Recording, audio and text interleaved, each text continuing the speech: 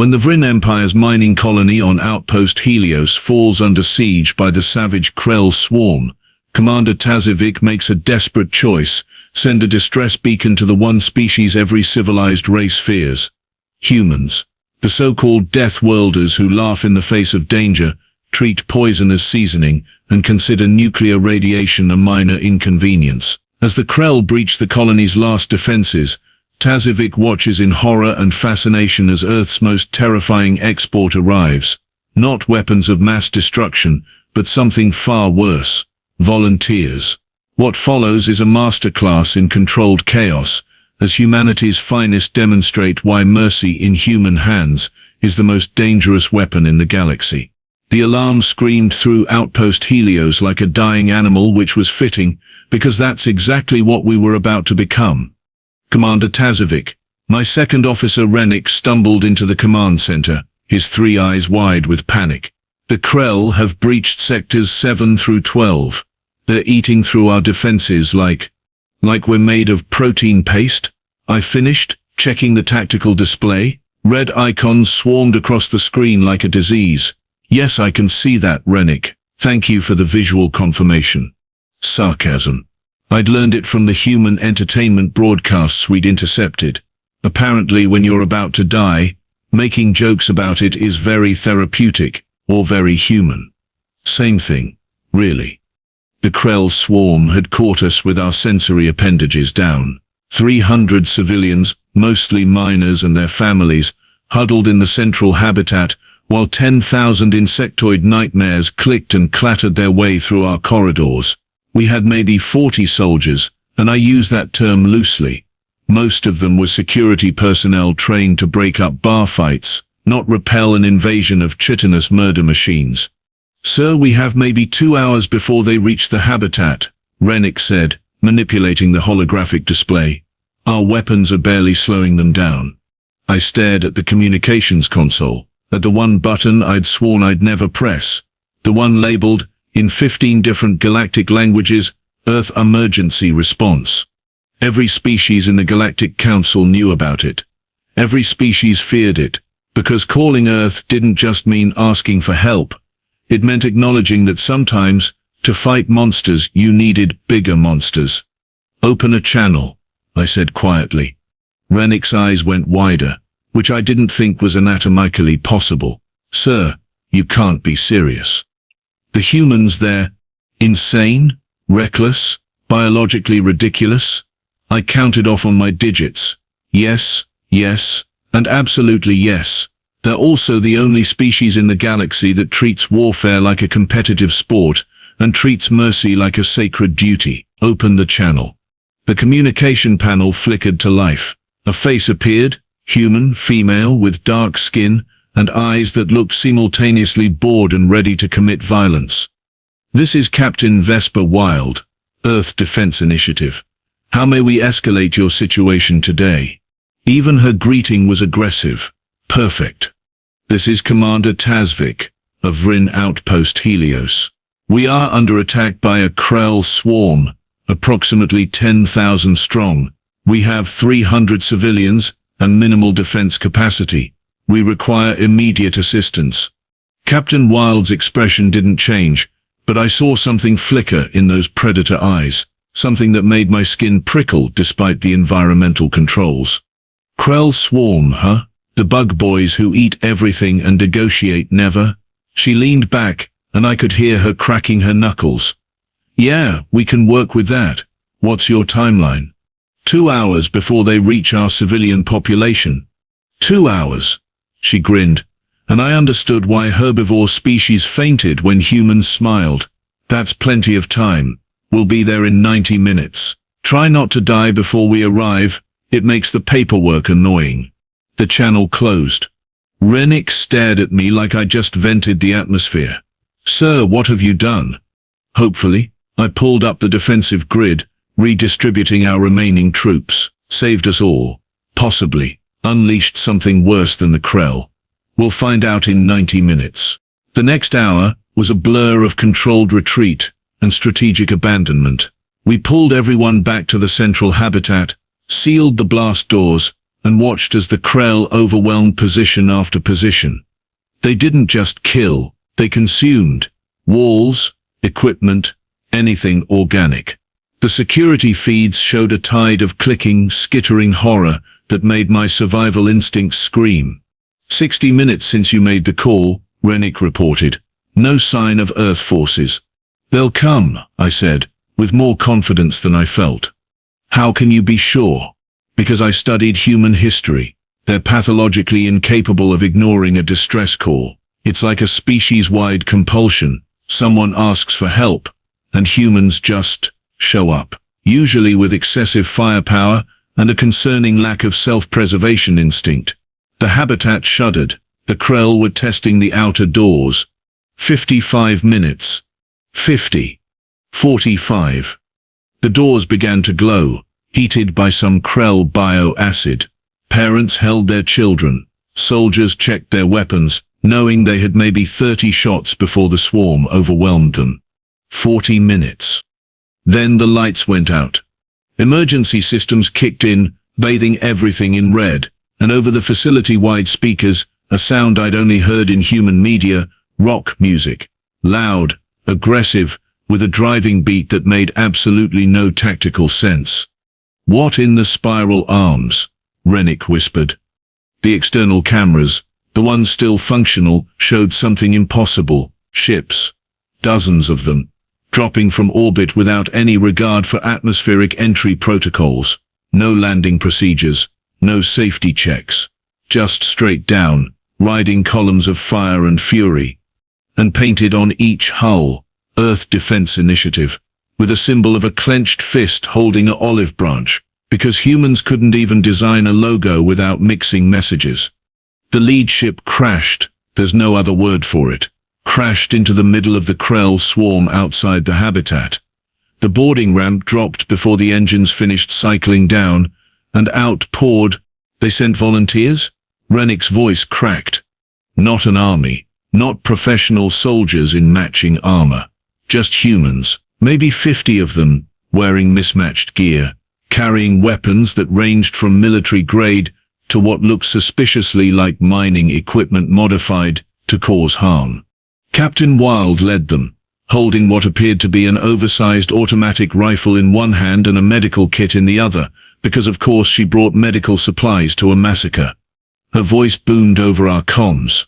All right, listen up, you chitinous freeloaders. This colony is under Earth protection now, which means you have exactly one chance to turn around and leave.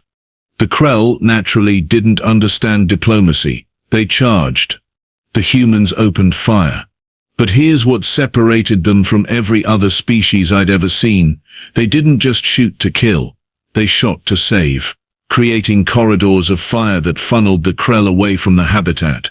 Explosive charges placed with surgical precision to collapse tunnels without damaging life support.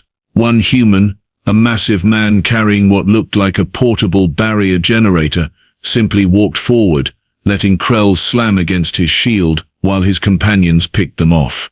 Status report, I shouted into the comm. Status. Captain Wilde's laugh echoed back. Status is we've got bugs, we've got guns, and we've got about 45 minutes before my people get bored. How's your popcorn supply? They were joking, while fighting, while surrounded by an enemy that had made veteran soldiers of a dozen species retreat in terror. They were making jokes.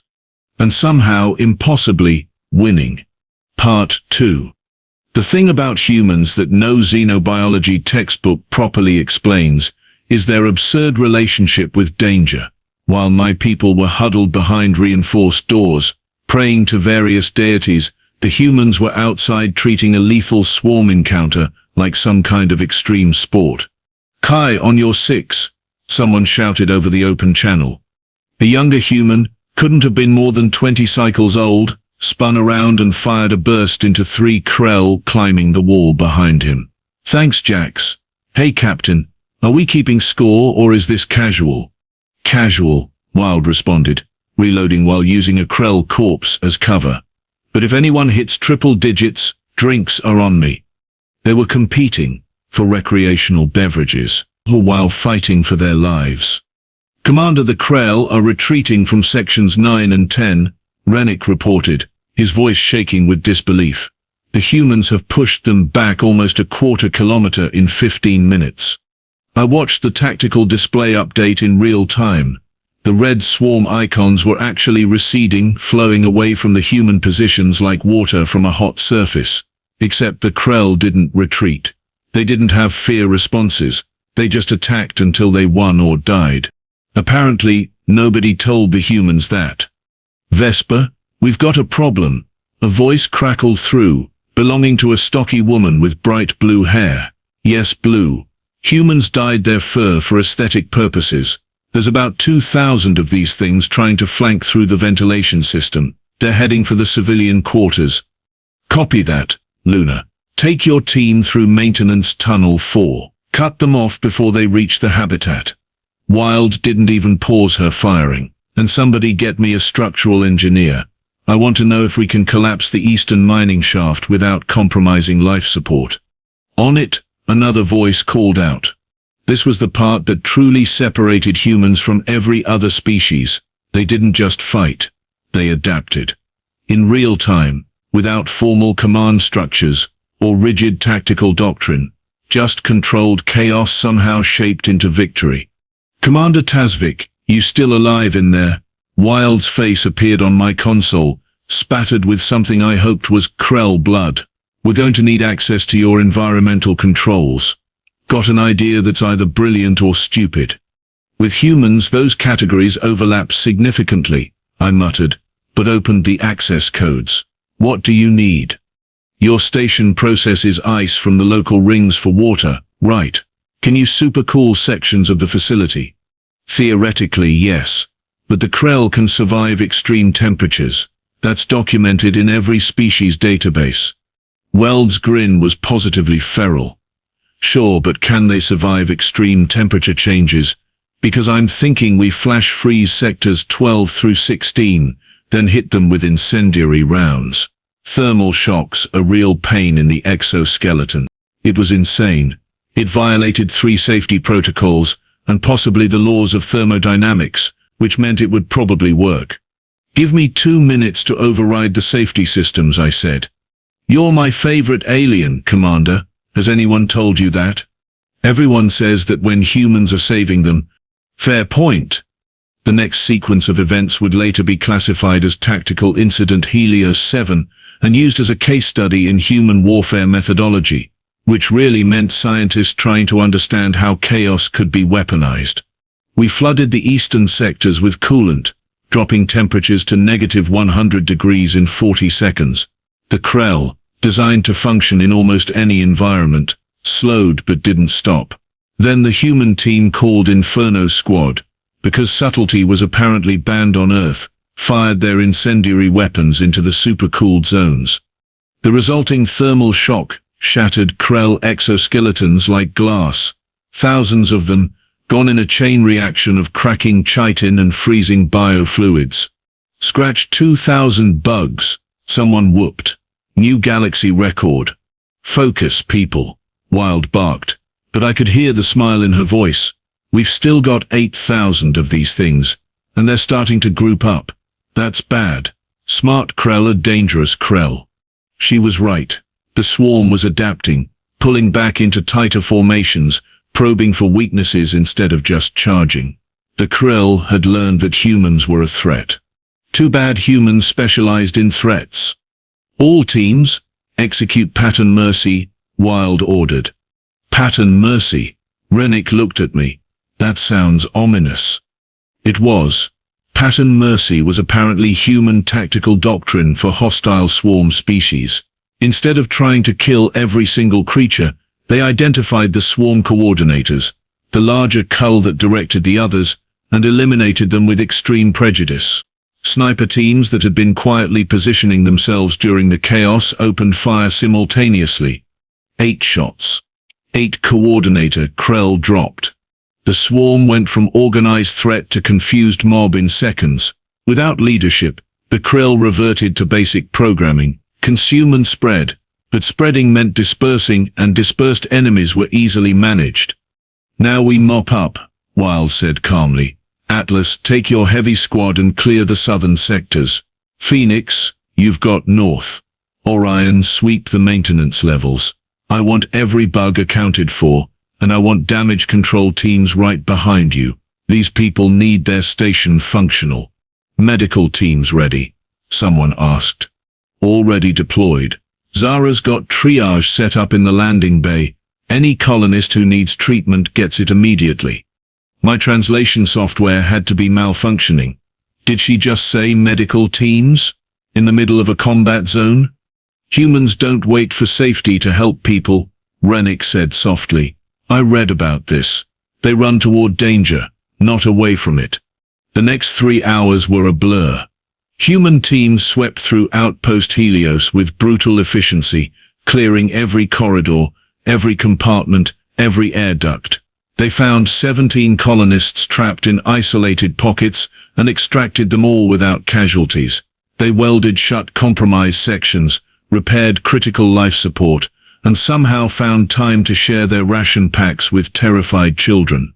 By the time the last courier was confirmed eliminated, the humans had suffered exactly 4 injuries, none fatal. They'd killed roughly 9,800 courier, saved 300 civilians, and repaired 60% of our critical infrastructure. And they were laughing about it. That was barely a workout, the blue-haired woman, Luna, complained while bandaging someone's arm. Next time, call us for something challenging. Captain Wilde appeared at the habitat entrance, her armor scorched and dented, but her expression satisfied. Commander Taz'vik, Outpost Helios is secure.